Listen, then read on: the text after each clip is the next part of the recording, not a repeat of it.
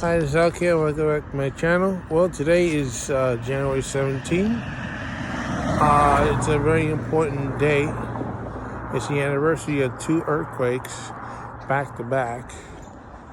1994, Los Angeles Basin, and the following year, 1995, Kobe, Japan. Even though there were two supposedly well-prepared cities for earthquakes, however, Mother Nature threw curveball. And unfortunately, some of the lessons that could have been learned from these two earthquakes apparently did not penetrate, and we keep repeating the same mistakes over and over again. Well, of course, first one, Los Angeles. Ironically, when Ronald Reagan was still the president, he had a bill in front of him to sign into law making Martin Luther King's birthday a national holiday. And it didn't look like he was too thrilled about signing it. But what he didn't realize was when he signed that bill into law, he might have ended up saving lives. Because ironically, January 17, 1984 fell on Martin Luther King's birthday. The fellow holiday, not his actual birthday. So, because a lot of people were out on the roadways that day, might have saved a lot of lives. Yes, some parts of the expressway system did collapse, killing a motorcycle officer. He didn't know he was going off the edge of the roadway. The Monica Expressway had a bridge collapsed in an area called La Hacienda, which we found out later means a swamp. It should have been retrofitted, but for some reason they didn't get to it. Mistake they did with the Cypress Expressway. Anyway, Northridge is also not far from Los Angeles, and where they had the huge casualties. That complex collapse. Building, the second floor pancaked the first.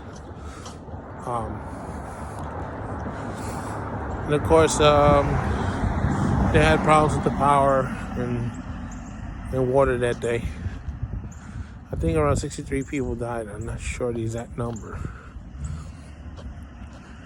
Also, that Northridge earthquake, we found out that the Los Angeles skyscrapers may not be as safe as we thought it would be, especially the welding technique. So, even though it's supposed to be stronger than the steel, unfortunately, the earthquake had other ideas. Well, now here's the other earthquake, Kobe, Japan. Apparently, a year later, 1995, Kobe was experiencing a swarm of earthquakes in the early morning of that day. Nobody was expecting anything big because they thought, well, they didn't find any fault that would connect the island where the earthquake was starting to Kobe itself. But apparently they missed it. The fault revealed itself much later when it actually split open. You know, they try to do surveys looking for these things, and sometimes you can find them, and other times you can't. Anyway, when the fault got activated, it went right into Kobe, causing mass casualties, and section of the expressway collapsed really bad. Apparently, even though it was built in 1964 earthquake standards, it should have been updated. And again, not retrofitted for the event. That's the expressway that you may recall the famous incident where a bus managed to stop in time before the expressway collapsed in front of him. even though his two front wheels was dangling, the rest of the bus managed to stay on the roadway, avoiding a fall to the unknown.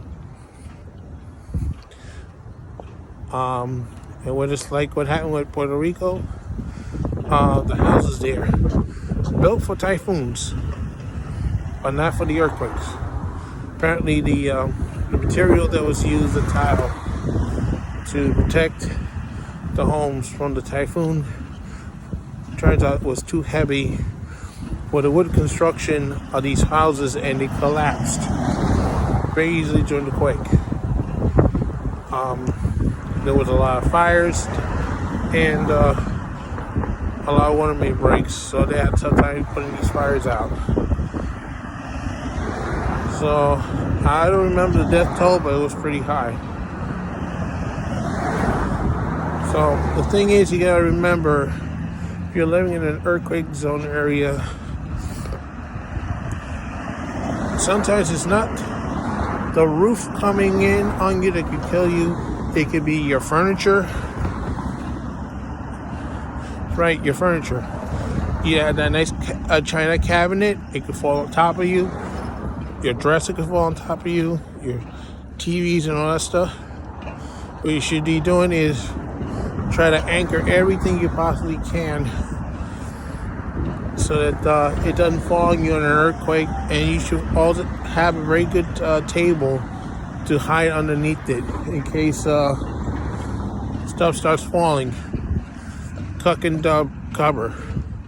You go under the table, you hold onto the legs for dear life till the shaking stops.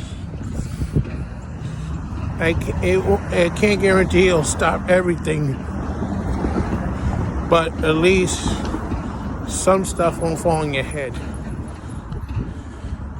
So, like I said, other stuff you should go check it out on Google, call the Red Cross, and if I have more information about the Puerto Rican earthquake, I'll pass it on to you. So this is Al Can saying so long for now, and don't forget to stop.